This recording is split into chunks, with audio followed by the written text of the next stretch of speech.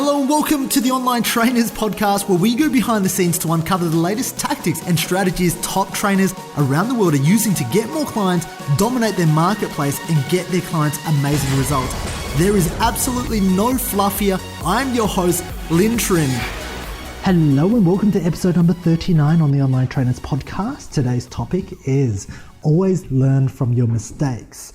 Now, this is a topic that I've been battling with for quite some time, and as I kind of grow deeper along this journey and dive deeper into the online space, dive deeper into marketing, sales, personal development and growth, there's one thing that really sticks out, and really, as much as we are fitness entrepreneurs or, business owners, and we understand that the key to success is to never give up. If we can anticipate that we need to fail, then we just consistently need to fail 50, 100 times, and then, where there's going to be one win. Obviously, there are a few things that we can do to reduce the risk of failure, which is number one, modeling people who have been there, done it before you. Number two, changing your environment, hanging out with high-level people who are different thinkers, who are above you, but also some down below you, okay? That's another way to negate it. But also the third way is consistently making sure that you learn from your mistakes. Now, for a long time, I did things, and I did things by the book. I did everything that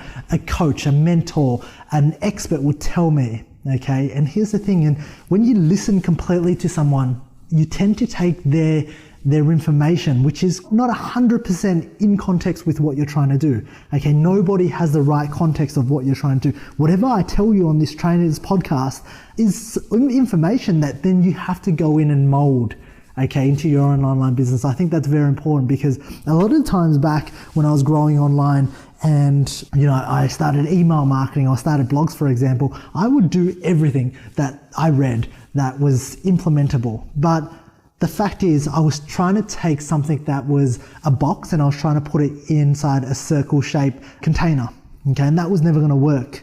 And one of the things and this for so long, because I kept trying and I kept failing and I kept trying and I kept failing and I kept trying and I kept failing, it ended up being a really bad pattern, okay? Because I see a lot of personal trainers as well, and I see that in them because I experienced it myself. And generally you see in others what you see in yourself. And so for a long period of time, I kept trying and I kept trying and I kept trying and I kept trying. I said, look, I'm trying everything, but nothing seems to be working. And the truth was I was trying everything. But what I wasn't doing was I wasn't learning from my mistakes. I wasn't thinking about, am I doing the right thing? What did I do? Is my marketplace responding to it? Whatever works for a female niche, or a bodybuilding niche might not work for another niche, okay?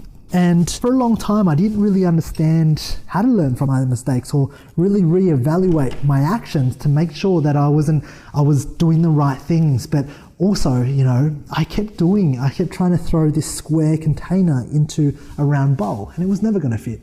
And it wasn't until it was a great book I read, which I can't remember the top of the name, but he mentioned in it that the reasons why, I think it was Why People Fail, or Reasons Why People Fail. And it was, the reasons why people fail is they fail to plan, okay? They fail to execute, but then this last thing is they fail to evaluate. And I think for a long time, great, I was planning. I'm not a good planner, but I'll plan to do something and then I'll do it. And I'm like, well, that didn't work, but I'd do it again in a different way.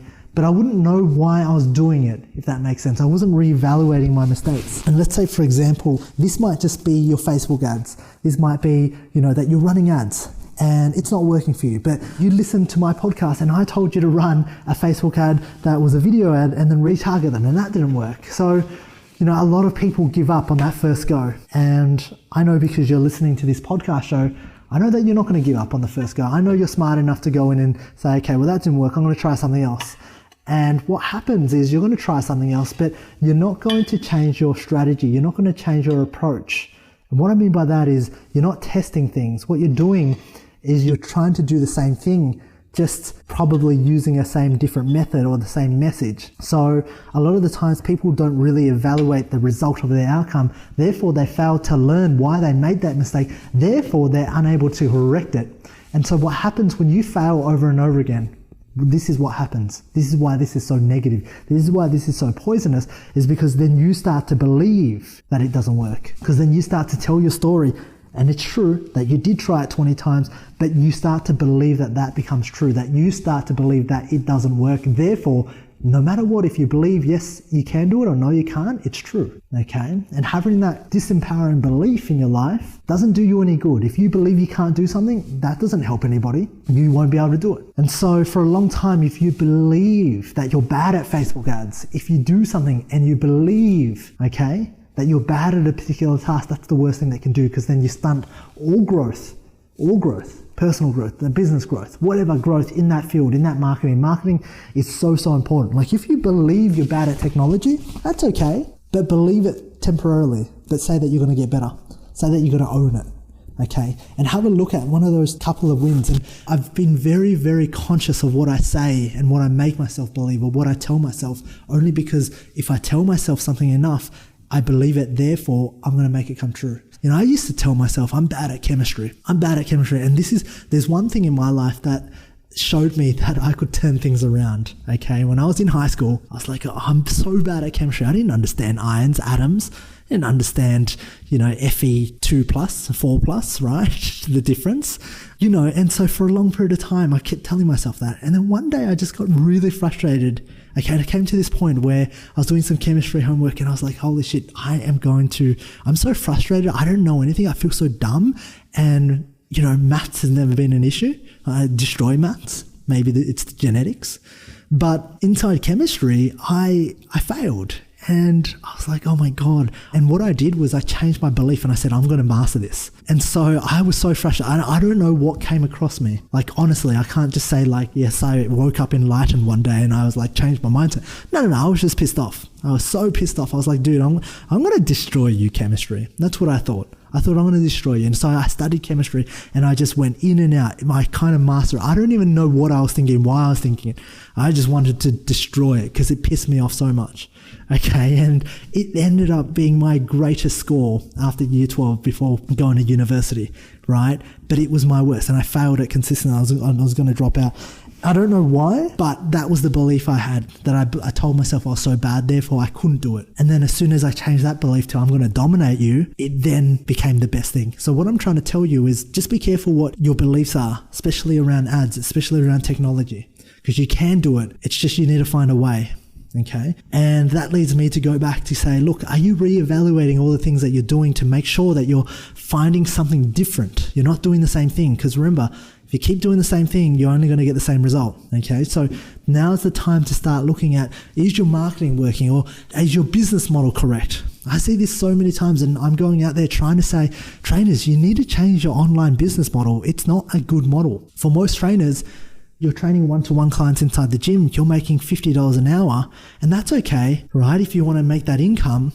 But if you jump online and you charge $50 an hour for coaching with you, or $200 a month, it's not a scalable model. You can't bring in people, you can't bring in team. And if that's the model that you want, by all means, take it with you. But I know that's such a competitive model. There's so many trainers doing that, and most of the trainers doing that are broke. So that to me says, hold on a second, there's something flawed here. Okay, and I hope you're starting to see that as well. The second thing is really go back and reevaluate and always test. Okay, and I know this, and I know testing is really, really important, because testing is going to allow you to actually see what's working and what's not.